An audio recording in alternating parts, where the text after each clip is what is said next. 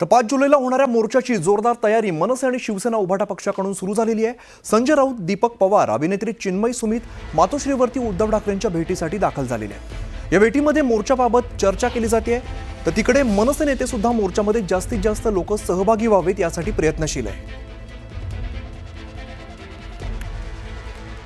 सुस्मिता बधाणे आमच्या प्रतिनिधी अधिकची माहिती देतात। सुस्मिता, आपण बघतो आता मोर्चाची तयारी जोरदार दोन्हीकडे सुरू झालेली दिसते। खरं तर मराठी अभ्यास केंद्रानं सुरुवातीपासूनच हा संपूर्ण विषय लावून ठेवलेला होता आणि आता आपण बघतो उद्धव ठाकरे यांच्या भेटीसाठी मराठी अभ्यास समितीची संपूर्ण टीम ही पोहोचलेली आहे।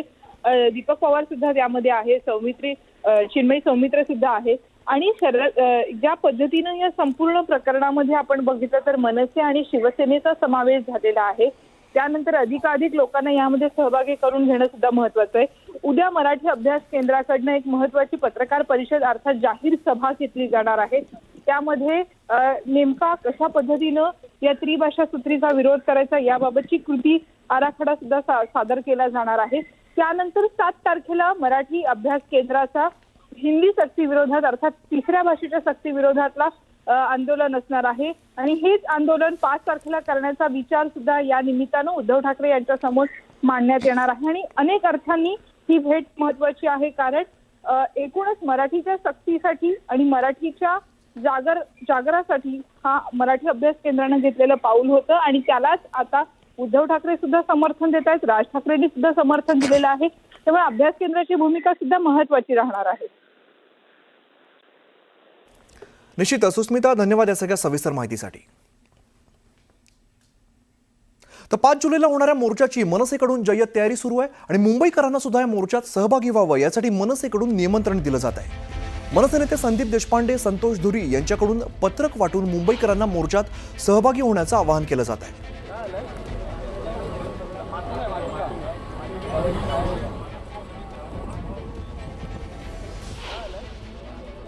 या पद्धतीने हिंदी भाषेची दादागिरी चालली आहे। मला असं वाटतं याच्यावर संताप व्यक्त करण्यासाठी, याचा विरोध करण्यासाठी सर्व मराठी माणसं ताकदीने या मोर्चामध्ये सहभागी आहेत। मला असं वाटतं हा अभूतपूर्व असा मोर्चा असेल। संयुक्त महाराष्ट्राच्या नंतर हा संयुक्त महाराष्ट्र 2.0 असेल। जो 5 जुलैला जो मोर्चा आहे त्याकरता सगळ्यांनाच आम्ही आवाहन करणार आहोत, कारण सगळ्यांनाच ही आता मराठी अस्मितेसाठी आणि महाराष्ट्रासाठी, मराठी भाषेसाठी आपल्याला एकत्र यावं लागणार आहे। याकरता आम्ही त्यांना आवाहन करतोय, जागरूक करतोय। हा आमचा प्रयत्न आहे। आम्ही शाळांमध्ये जसे जाऊन प्रत्येक शाळांमध्ये जाऊन पत्रकं वाटली, तशीच आम्ही प्रत्येक शिक्षकांना भेटलो, प्रत्येक आस्थापनेमध्ये जाऊन भेटतो। आमचे कामगार सेनेचे पदाधिकारी त्या कामगारांना जाऊन भेटत आहेत आणि त्यांना आवाहन करतात की 5 जुलैला तुम्ही जास्तीत जास्त संख्येने सामील व्हावं। तर येत्या 5 जुलै रोजी त्रिभाषा धोरणाविरोधात ठाकरे बंधूंचा एकत्रित मोर्चा निघतोय आणि या मोर्चाच्या पार्श्वभूमीवरती आता मुंबईत बॅनरबाजी करण्यात येते। मनसेच्या एका बॅनरवरती आता अजित पवारांचे फोटो लावण्यात आले आहेत। हिंदी भाषेसंदर्भात अजित पवारांनी माध्यमांना जी प्रतिक्रिया दिली होती तीच प्रतिक्रिया लिखित स्वरूपात बॅनरवरती लिहिण्यात आलेली आहे। त्यामुळे आता या संदर्भामध्ये अजित पवार काय प्रतिक्रिया देणार याकडे सर्वांचंच लक्ष लागलंय। तर दुसरीकडे आज शिवाजी पार्क या ठिकाणी मनसे नेते यशवंत किल्लेदार यांच्या माध्यमातून हातामध्ये कुठलाही झेंडा न घेता मराठीसाठी एकत्र येण्याचं आवाहन करणारे बॅनर्स लावण्यात आले।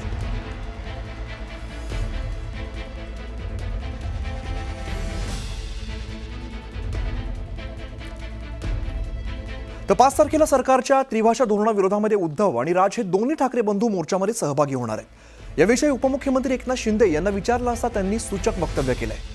त्यावरून आता राजकीय चर्चा सुरू होण्याची शक्यता आहे। काय म्हणालेत पाहूयात उपमुख्यमंत्री एकनाथ शिंदे।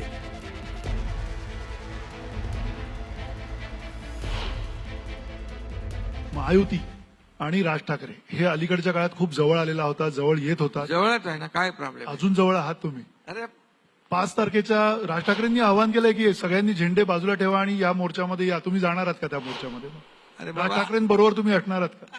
आम्ही निर्णय घेणारे आहोत, सरकारमध्ये आहोत आणि आम्ही असं कुठेही असं हे सक्तीचं झालंच पाहिजे असं कुठे मुख्यमंत्री म्हणाले का? त्रिभाषा धोरणाच्या मुद्द्यावरून मुंबईमध्ये होणाऱ्या 5 जुलैच्या मोर्चाला राष्ट्रवादी शरद पवार पक्षाचा पाठिंबा असल्याचं खासदार सुप्रिया सुळेंनी स्पष्ट केलंय। पूर्ण ताकदीने आमचा पक्ष या मोर्चामध्ये सहभागी होणार असल्याचं सुप्रिया सुळेंनी सांगितलंय।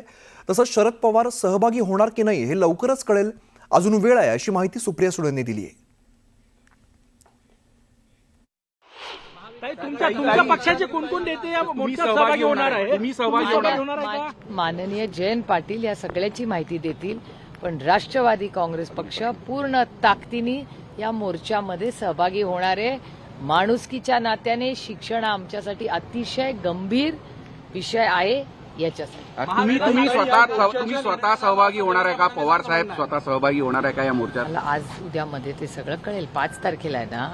हा, मग आज उद्यामध्ये ठरेल.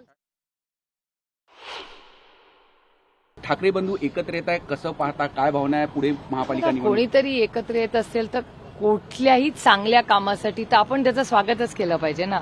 अच्छे काम के लिए हमेशा सबने एक दूसरे का साथ अच्छे काम के लिए हमेशा देना चाहिए. मी कोण काय मोर्चा काढतंय त्या पक्षावर बोलण्याऐवजी हे जे काही चालू आहे ना ते अनाकलनीय आणि अनाठायी आहे. अनाकलनीय यासाठी कारण सक्ती कुठलीच नाही, हिंदी भाषेत तर नाहीच नाही, मराठीची पूर्ण सक्ती आहे, तरीही या गोष्टी का घडतायत म्हणून अनाकलनीय. आणि अनाठायी यासाठी की जी आरमध्ये स्पष्टता आहे, सर्व गोष्टी रेकॉर्डवर स्पष्ट दिलेल्या आहेत, आणि मग अशा पद्धतीच्या अनाकलनीय आणि अनाठायी गोष्टी याचा समाजही विचार करेल असं आमचं मत आहे. राज ठाकरे महायुतीत आले तर त्यांचं स्वागत करू असं वक्तव्य मुख्यमंत्री देवेंद्र फडणवीस यांनी केलंय. सध्या तरी आमची शिवसेना आणि राष्ट्रवादी सोबतच महायुती आहे, पण जर कोणी सोबत येत असेल तर त्यांचं स्वागत असेल असं ते म्हणाले. न्यूज 18 लोकमतच्या समृद्ध महाराष्ट्र या विशेष कार्यक्रमात संपादक मंदार फणसे आणि अँकर ज्ञानदा कदम यांनी त्यांची मुलाखत घेतली. यावेळेला हिंदी सक्ती, लाडक्या बहिणीचे 2100 रुपये, शक्तीपीठ अशा विविध विषयांवर त्यांनी आपलं मत मांडलंय. स्टार्टअपमध्ये महाराष्ट्र नंबर 1 असून त्याला अधिक समृद्ध करण्यासाठी आम्ही काम करणार असल्याचे त्यांनी सांगितलंय. पहिल्या टर्ममध्ये म्हणजे याच्या आधीच्या याच्यामध्ये समृद्धी महामार्ग, ज्यानं महाराष्ट्राची एक प्रकारे समृद्धी दिसली, तर सध्याची चर्चा आहे ती म्हणजे शक्तीपीठ महामार्गाची. ज्या धडाडीनं सरकारनं समृद्धी महामार्ग पूर्ण केला त्याच धडाडीनं शक्तीपीठ सुद्धा पूर्ण होणार का? 100%. कारण मी तुम्हाला सांगतो की शक्तीपीठ महामार्ग महाराष्ट्रातला मराठवाडा आणि पश्चिम महाराष्ट्रातला दुष्काळी भाग याचं चित्र बदलून टाकणार आहे. आज लोक इमॅजिन करू शकत नाही, पण मला समृद्धीच्या वेळेसही ते चित्र दिसत होतं, आजही मला चित्र दिसत आहे की अक्षरशः मराठवाड्याचं चित्र हा एक रस्ता बदलून टाकेल. आणि यातनं केवळ मराठवाडाच नाही तर सोलापूर आणि सांगली जिल्ह्यातलाही जो दुष्काळी भाग आहे त्याचंही चित्र या रस्त्यामुळे बदलणार आहे. आणि या कनेक्टिव्हिटीमुळे एक प्रकारे महाराष्ट्राचं इंटिग्रेशन आपण करतो. एक असा लूप आपण महाराष्ट्रामध्ये तयार करतो आहोत की ज्यातनं ग्लोबल सप्लाय चेनच्या फोरफ्रंटला जे आपल्याला यायचं आहे त्याची पूर्ण व्यवस्था. कारण आज आपल्याला जर ग्लोबल सप्लाय चेनमध्ये पुढे जायचं असेल तर लॉजिस्टिक्सची कॉस्ट कमी आणली पाहिजे, लॉजिस्टिक्सची मुवमेंट स्मूथ केली पाहिजे. त्याकरता हा रस्ता अत्यंत महत्वाचा आहे.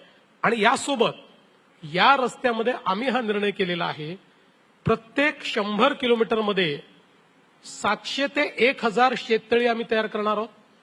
आणि जेवढे नाले या रस्त्याला क्रॉस करतील प्रत्येक नाल्याला आम्ही त्या ठिकाणी ब्रिज कम बंधाऱ्यामध्ये परिवर्तित करणार आहोत.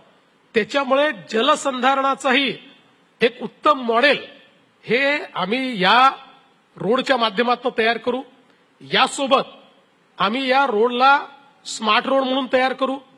मोठ्या प्रमाणात अपारंपरिक ऊर्जा स्रोताच्या माध्यमातून या रोडचा उपयोग करून विजेची निर्मिती आम्ही करू आणि 100% ग्रीन रोड आम्ही तयार करू. त्यामुळे मी तुम्हाला सांगतो की भविष्यामध्ये आज काही लोक विरोध करतात, पण बहुतांश लोकांचं त्याला समर्थन आहे. पण जे विरोध करणारे लोक आहेत त्यांनाही भविष्यामध्ये लक्षात येईल की या एका रस्त्याने मराठवाड्याचं चित्र बदलून टाकलं.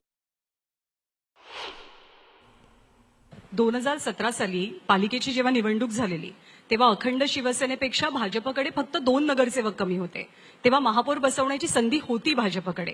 तर तेव्हा तसा विचार झाला होता का? 100% संधी होती आणि जवळपास जुळवाजुळव देखील आम्ही केली होती. परंतु त्यावेळी उद्धवजींकडनं शिंदे साहेब आणि 3-4 लोक आमच्याशी बोलले आणि त्यांनी सांगितलं की आमच्याकरता भावनिक विषय आहे, त्यामुळे तुम्ही हे सोडून द्या. आणि मी देखील हा विचार केला की एक लार्जर गोल करता आपण काम करतोय आणि म्हणून आम्ही केवळ महापौर पदच सोडलं नाही. आम्ही त्यांना सांगितलं सगळी पदं तुम्ही घ्या आणि तुम्ही महानगरपालिका चालवा. आम्ही महानगरपालिकेमध्ये प्रहरीचं काम करू. जर त्यावेळी मनात आणलं असतं तर पूर्ण जुळवाजुळव झाली होती. 100% आमचा महापौर बनला असता. ती संधी सोडायला नको होती असं आता नाही, वाटतं. असं जर तरला काही अर्थ नसतो ना. ज्ञानदा काय राजकारणामध्ये जर तरला अर्थ नसतो. त्यावेळेस झालं नाही. आता आम्ही महापौर करू. आमच्या महायुतीचा महापौर होईल यावेळी.